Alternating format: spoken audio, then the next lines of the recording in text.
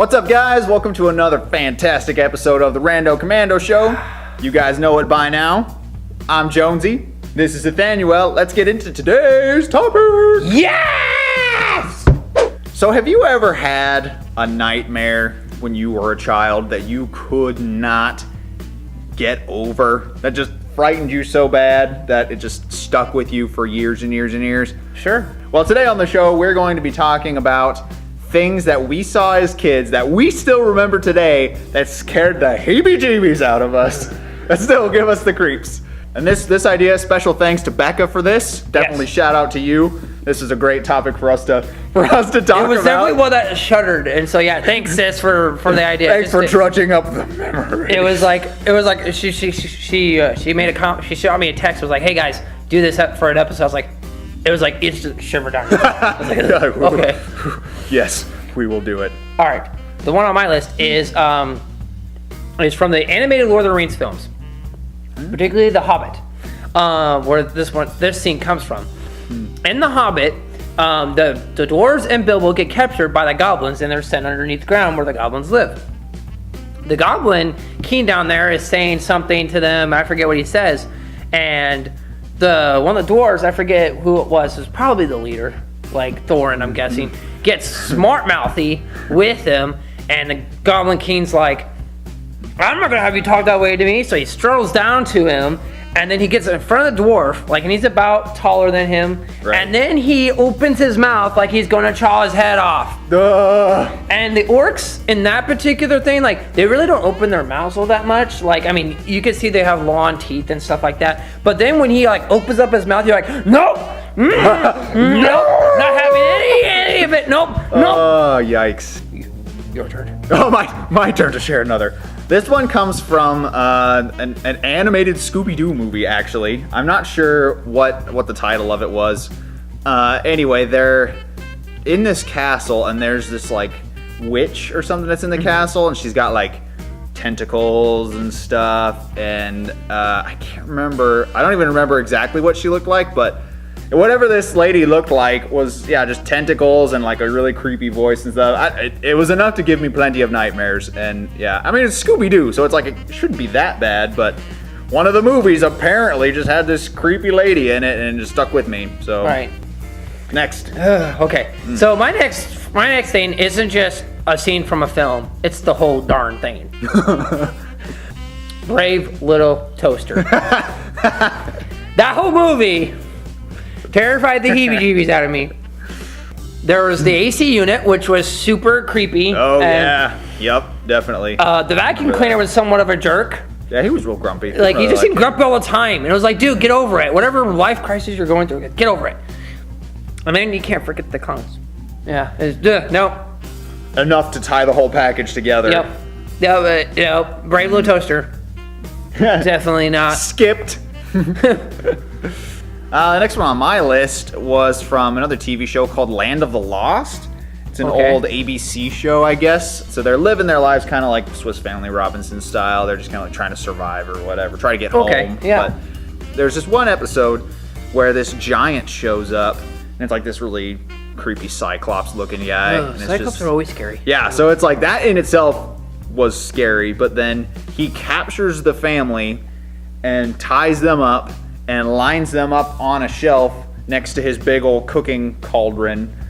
I had a nightmare that night that it was my family that was up there instead of those people. And I mean, I don't remember the rest of the episode. Probably the jungle lady showed up and saved them or something. But all I remember was, yeah, this giant had my family up there and was going to eat them. Like, drop them in and eat them. Freaked me out. Really scared me.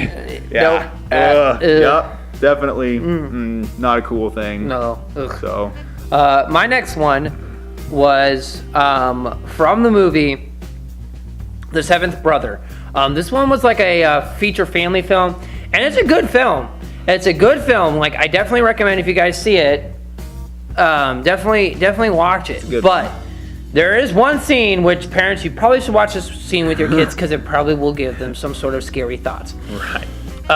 There's a scene, however, where the mom is like, hey guys, you guys can go out and play. And he's talking to the dog, to the puppy, and the three little bunnies. And so So the bunnies go out and with the dog, and they're playing around or whatever. But high up in a tree is a vulture watching this whole thing. Okay. Vultures are kind of like, I understand like you kind of need some sort of like, ooh, scary bad guy. But vultures for one are kind of, Yeah. During this whole thing, he's watching this whole thing, and a scary song plays called Danger All Around. And it's like him watching the bunnies, and just like, danger all around. They're like running around in his eyes, like just running around in a huge circle because he's stalking them. So this bunny is hiding when all of a sudden the vulture comes swooping down, and they're like, you gotta, so he's trying to run away, and the vulture gets it and lands on top of him, and he's going to eat this bunny. Like, his eyes get big, veins start like kind of like protruding, and he's like and he does this deep guttural growl. And if it wasn't for the puppy showing up, barking the bird away, this bunny probably would have got eaten. But yeah, I was like, so, but not as scary as the next one and the final one on my list. Do it.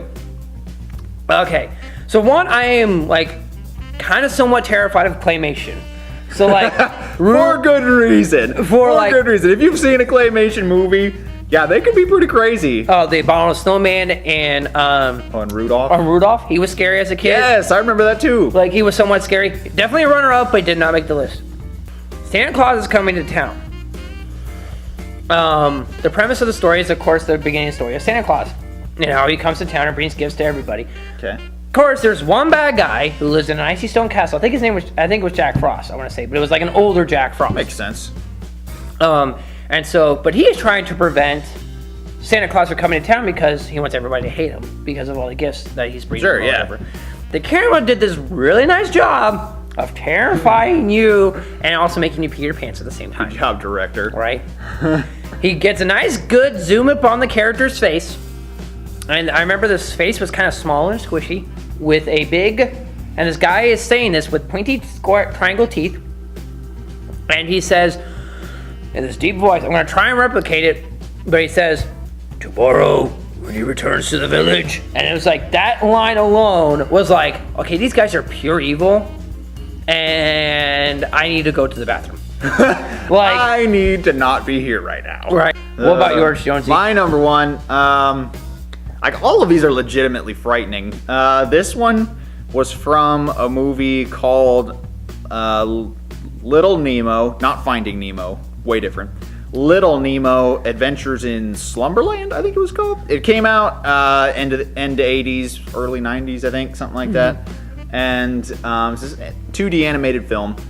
And basic premise is this kid gets his bed starts flying and gets sucked into this dreamland or whatever.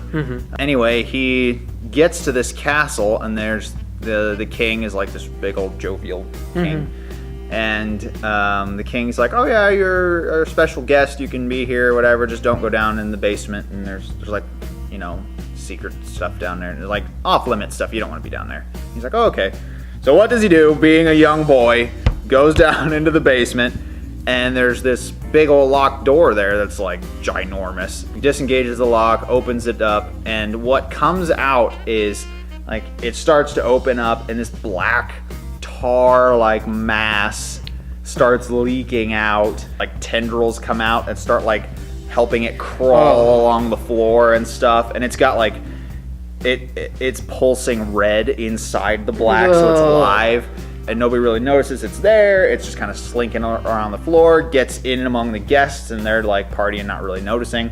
It gets to the king and like grabs the king around his legs, and the king's like, what the heck? And it like lifts him up into the air, and everybody is of course now freaking out. Right. Grabs him like on the arms and on the legs and like pulls him out so he's, you know, all spread out. And then this black tar stuff like kind of surrounds him completely, and he's like slowly drowning in it.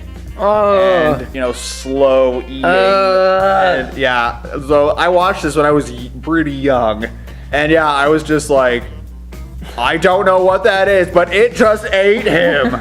That definitely gave me nightmares for several nights. Several nights. Because I imagined, of course, I was the one that was getting eaten by this stuff. And, eating dreams are like never... I know. Most of my nightmares have been about either being eaten or someone I know being eaten. Apparently, that's just a big thing. So, yeah. But So yeah, those are some of our frightening things. I mean, we've had definitely others, but those are ones that we can remember that still stick with us today. Right. That are still pretty crazy.